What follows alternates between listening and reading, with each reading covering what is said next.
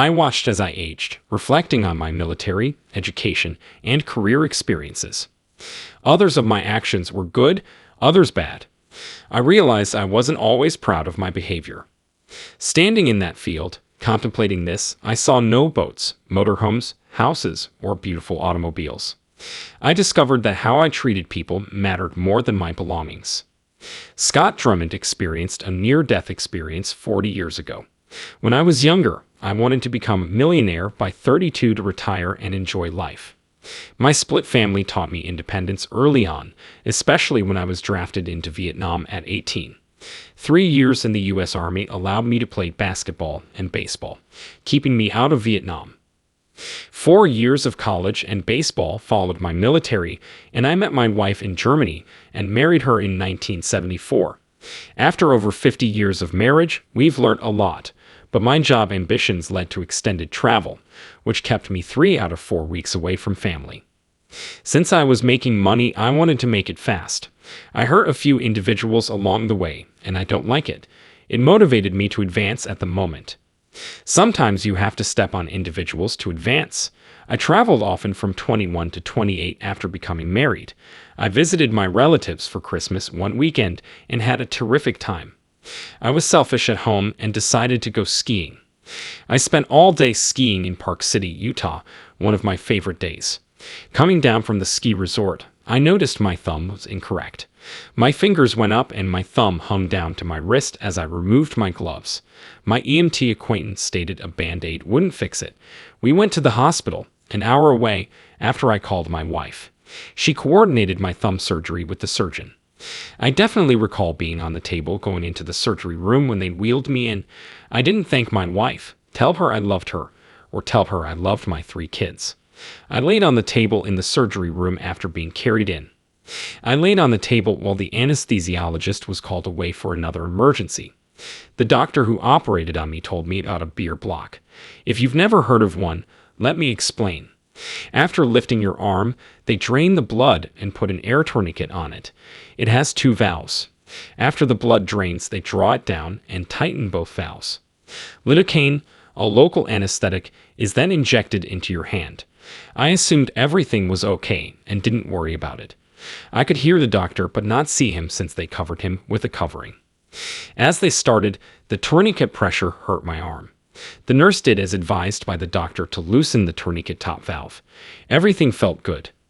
I felt pressure again shortly after.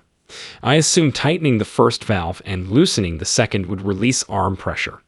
However, the nurse had never performed this surgery, so she loosened the second valve and neglected to tighten the first. Then I felt something strange. I felt the medicine move up my arm, cross my heart, and enter my chest, and then I rose out of my body and stood above it. The moment I glanced down at my body and questioned why that person was on the table will always be with me. I couldn't see it move, but I could see the doctor operating on me across the sheet. The nurse hurried out of the room once the machine stopped and screamed she had killed me, which I don't blame her for. I hope she watches this video and realizes I want to talk to her and explain her it wasn't her fault. Of course, I was standing there and felt someone close to me. As my escort, we watched the doctor. He kept working on my thumb, slashing my arm and wrist and shredding a tendon to wrap around it. His pin was just a touch too long when he stuck it in my thumb to hold it together, protruding through my skin. He had to remove, cut, and reinstall the pin. I'll never forget that moment because the escort and I were pleased by the doctor's work. After the nurse left, many staff members raced in. Nurses and doctors ran in to revive me. I'll never forget how fast they worked. They were doing great work, but I saw the machine next to me. It stagnated. While we stood there, I could hear everyone in the room, but the person next to me was talking to me mentally. As they reconstructed me, the escort alongside me stated it was time to go to the most beautiful spot ever. In front of me and to my right was a field with tall grass. To my left were wildflowers and huge, pillar-like trees. The most gorgeous clouds I had ever seen were in front of me. The middle one was pearly, while the 2 on the sides were white. The escort told me I couldn't look back but could see sideways and in front of me. It was the most odd, since it was practically panoramic. I could see far left and right, and the clouds were close to everything in front. Standing there, I can survey my surroundings. Seeing those trees on the left will always be memorable. I can only relate those trees to the sequoia tree today since they had huge trunks. Perhaps the most magnificent tree I've ever seen. There were no limbs on the tree, but the top leaves were vibrant reds, burgundies, 2 greens, and some yellows.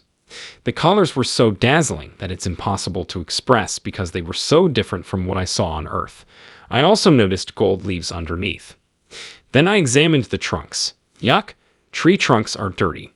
The trunks I saw were the most magnificent brown with gold outlining, which I had never seen before because all the others were unclean. To my right and left were wildflowers with colors I had never seen on Earth. Very bright colors. I also saw that the flowers and leaves were facing me, practically bending toward me. Nothing was blowing where I was standing. Everything was flowing in front of me. The right side had tall grass with gold tips and green strands. All those grass strands were streaming toward me. I felt a new energy, and each flower, tree, and grass showed me love I had never felt before. After a while, I discovered my escort was gone, and I started viewing a video of my life. I watched a film from my birth, when I was laying on my mother's stomach, till my 28th birthday. Watching my parents raise me, teach me, and sacrifice for me was the most intricate thing I've ever witnessed. My talent was playing sports, especially ball, as a kid. I watched my parents and brothers do without since playing ball was expensive back then. I saw my military experience in college ball as I got older. I observed my business interactions, which were excellent and bad. Some of my mistreatment of others made me ashamed. While standing in that area sifting through this, I observed that none of my boats, motorhomes, residences, or numerous cars were there. How I behaved people was scrutinized, and I wasn't good even when I played sports. You had to do everything better than everyone else, and sometimes you did things you shouldn't have, but you made that basket. When this happened at 28, I knew I could have done better, but I didn't. I also noted that this encounter was done with love. I made mistakes and injured others, and I recognized I should have done better. After this video ended, I lived it in my thoughts, not on tape. I realized that my actions caused whatever happened. I had no one to debate with or discuss my predicament. It was what it was. After the event, I felt calm and stood there, looking up at the cloud. I heard a voice say, "Come," and I started walking. I observed that the grass and flowers were all facing me as if to push me onward. However, when the voice came from the cloud, rays from behind it pulled me toward the cloud and the person calling my name. When I got to the cloud, roughly this much of the arm came through, and I could scrutinize it. As I mentioned, I had no idea how long I was gone, but I knew time was not an issue. I examined that forearm's strength. His fingers were pointed, and his thumb extended, as if to grab my hand and carry me through that cloud. I'll never forget. While studying the hand and arms, I could tell he was strong because the hand was on an angle that made it look taller than me because it was coming down. I'm 6'3" and 270 pounds, so I'm not a small man, but his hands were bigger than mine, and I'll never forget that. I believed he was a farmer, construction worker, or carpenter who worked with his hands. My thoughts told me to grab his hand, and I knew I was dead. Since I was warned not to look back, I knew I was leaving. I grasped the hand, and it started to come back into that cloud, and I grabbed it twice because I had felt something I had never felt before. I understood I needed that new love. No, I wouldn't return. When the hand returned to the cloud, a voice remarked, "It is not yet your time. You have more things yet to do." I'll never forget it. I've thought about it daily for 40 years. It is not yet your time. You have more things yet to do. The next thing I knew, I was back in my body, wheeled out of the operating room, and covered in a sheet. The certificate on my chest said I'd been dead for 20 minutes. My flipping the sheet startled the doctor and nurses half to death. My wife was in the waiting room when the doctor wheeled me out, and he ran to her and said, "He's okay. Everything's okay. We brought him back." My wife didn't know what was going on in the operating room, so her story wasn't good. Her concern was parenting 3 kids alone, but my experience was the opposite. I noticed lovely hues. Coming back with a gift to taste colors was a blessing. Seeing colors differently is hard to explain. How do you taste colors?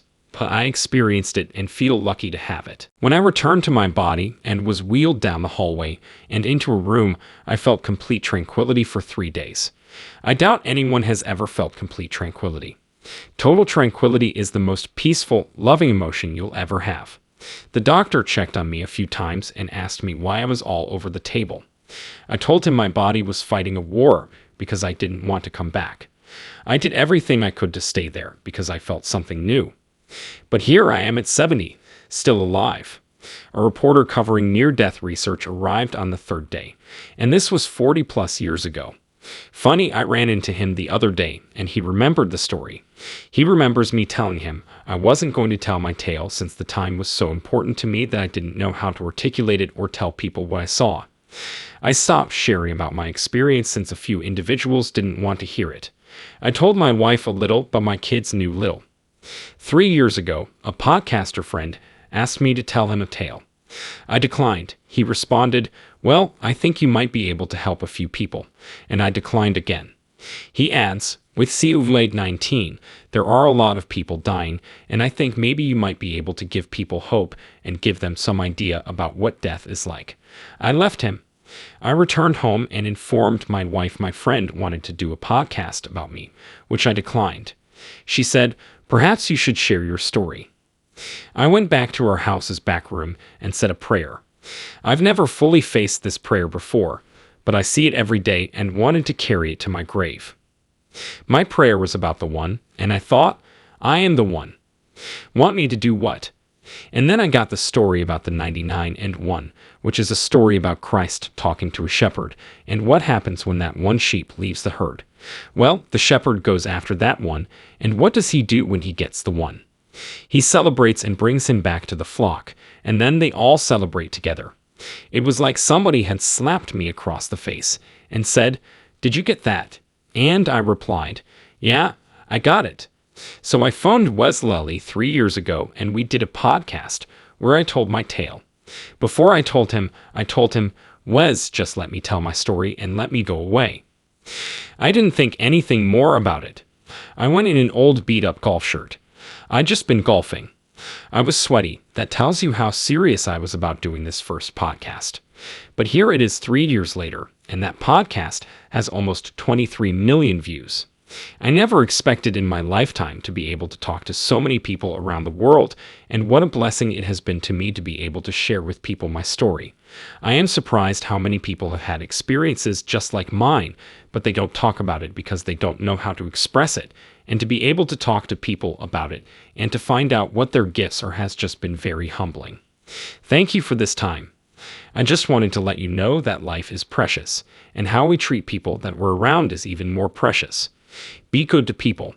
If anything that I've learned over the last 40 years is, it's not about money. Money can take care of your needs, but what's more important is how you use your money. Thank you for allowing me to share my story. All fall when thee in our eyes, staring lost at the skylight. We all fall when thie's in our eyes.